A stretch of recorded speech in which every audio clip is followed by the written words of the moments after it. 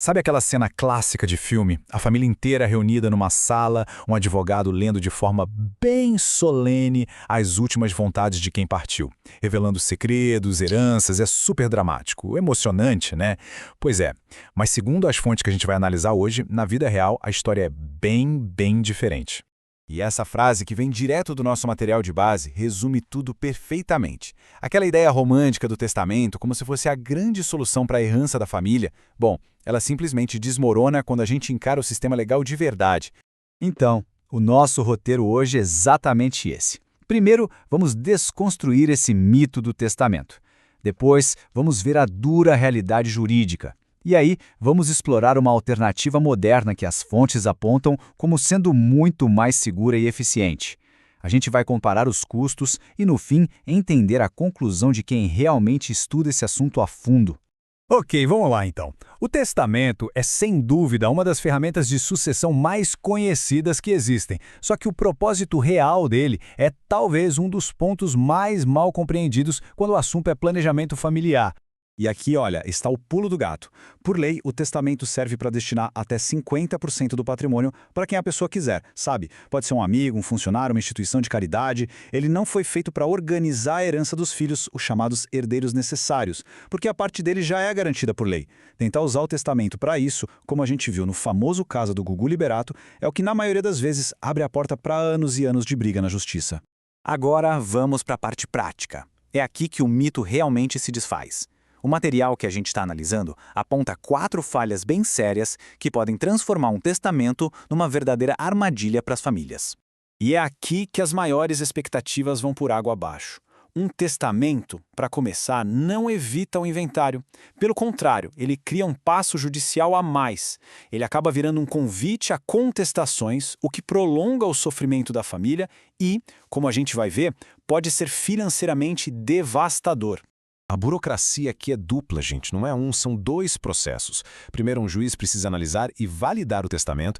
Isso pode levar meses ou até anos se alguém contestar, e só depois que essa etapa termina, só depois da aprovação judicial, é que o inventário pode de fato começar.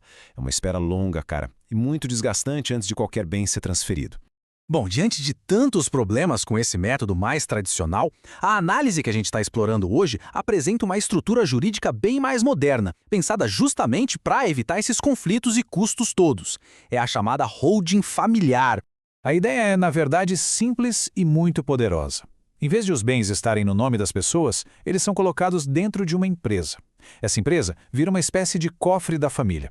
A sucessão, então, não é mais sobre imóveis ou dinheiro, mas sim sobre as cotas dessa empresa. E as regras? São definidas pelos pais, em vida, com base na lei empresarial, que é infinitamente mais flexível. E é justamente nessa flexibilidade que a mágica acontece. Porque a holding permite criar umas cláusulas de segurança que simplesmente blindam o patrimônio de um jeito que o testamento e o inventário nem sonham em conseguir. Olha só o poder disso aqui. Os pais doam as cotas para os filhos, mas mantêm o usufruto vitalício. Ou seja, continuam recebendo todos os aluguéis, todos os rendimentos, tudo. O patrimônio também fica protegido contra divórcios e dívidas dos filhos. E tem mais. Se uma tragédia acontece e um filho falece, a parte dele volta para os pais. Não vai para genro ou nora. Os pais decidem o que fazer. É o controle total nas mãos de quem construiu tudo. Ah, mas e o custo? Será que essa segurança toda não é mais cara? Pois então, o estudo que baseia essa nossa análise mostra que, na verdade, a economia é um dos maiores benefícios. E esse número é para a gente parar e pensar. R$ 240 mil. De acordo com os cálculos da fonte, esse pode ser o valor do imposto de renda sobre ganho de capital que a Receita Federal pode cobrar sobre a valorização de um patrimônio de R$ 1.800.000 no inventário. É um custo surpresa que muitas vezes obriga a família a ter que vender um bem às pressas só para pagar imposto.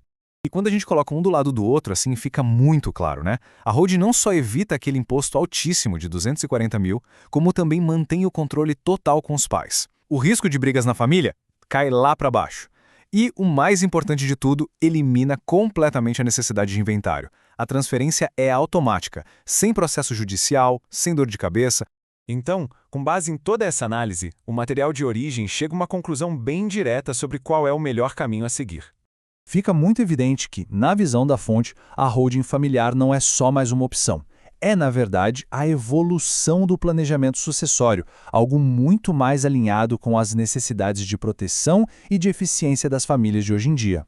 E claro, para quem quer se aprofundar e aplicar esse conhecimento na sua própria realidade, a fonte desta nossa análise recomenda o trabalho de uma especialista no assunto. A fonte também disponibiliza este contato direto para quem busca uma assessoria especializada em planejamento patrimonial usando o sistema de holding. Isso tudo nos deixa com uma reflexão final, né? Talvez o maior valor dessas estruturas mais modernas não esteja só em economizar imposto ou evitar a burocracia da justiça, mas sim em preservar aquilo que é mais valioso de tudo: a paz e a união da família, mesmo depois que a gente não estiver mais por aqui.